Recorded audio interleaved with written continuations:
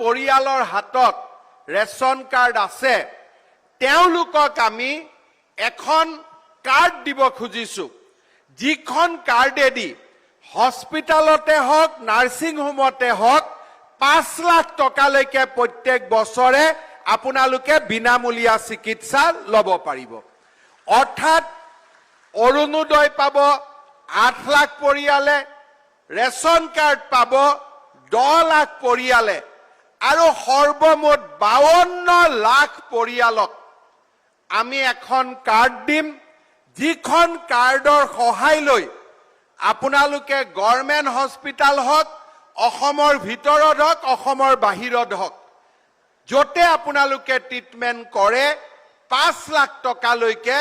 আমাৰ মেডিকেল আমি বিনামূলীয়াকৈ কৰিব পাৰিম এই ধৰণে আমি অসমৰ প্ৰতি গৰাকী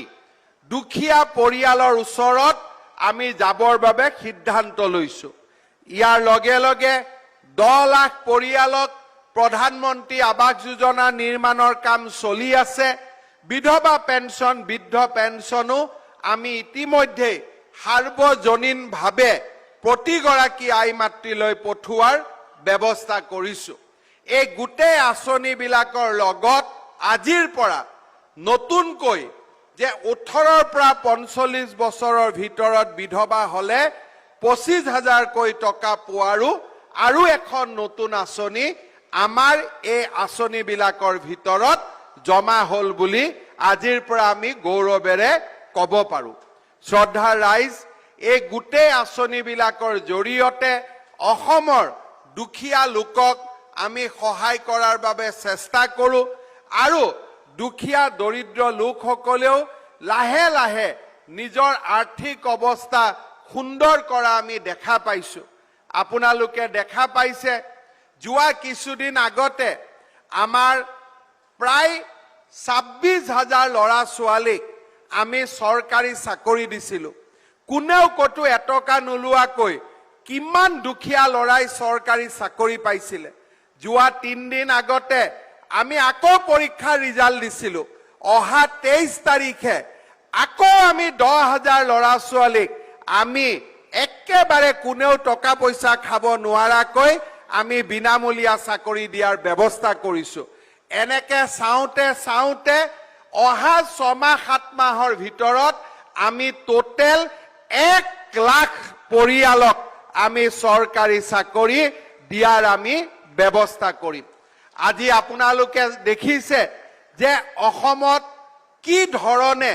অসমৰ পৰিবেশবিলাক লাহে লাহে আমি বদলাই আনিছো আগতে বানপানী হয়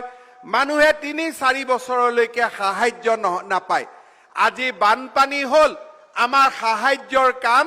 আমাৰ শেষ হৈ গল এতিয়া মাত্ৰ মথাউৰি ৰাস্তাবিলাক নতুনকৈ নিৰ্মাণ কৰিব লাগে আমি বাচন বৰ্তনৰ পইচাও দিলো পঢ়া কিতাপৰ পইচাও দিলো ঘৰ ক্ষতিগ্ৰস্তৰো পইচা দিলো মাত্ৰ 2 মাহৰ ভিতৰতে আমাৰ গোটেই কাম আমি শেষ কৰি থৈ গলো কেইদিনমান আগতে মোক এজন মানুহে কৈছে ভাল মানুহ ডাঙৰ মানুহ নাম থকা মানুহ তেওঁলোকে কৈছে যে যদি চৰকাৰৰ কামবিলাক এনেকে যদি 1 লাখ ল'ৰাক বিনা পইচাত চাকৰিয়ে দিব পাৰি এনেকে যদি 28 লাখ মানুহক অৰুণোদয় দিব পাৰি ইমান মানুহক ৰেচন কাৰ্ড দিব পাৰি 5 লাখ মানুহক যদি আপোনালোকে 5 লাখ টকাকৈ মেডিকেল ইন্সুৰেন্সো দিব পাৰে আৰু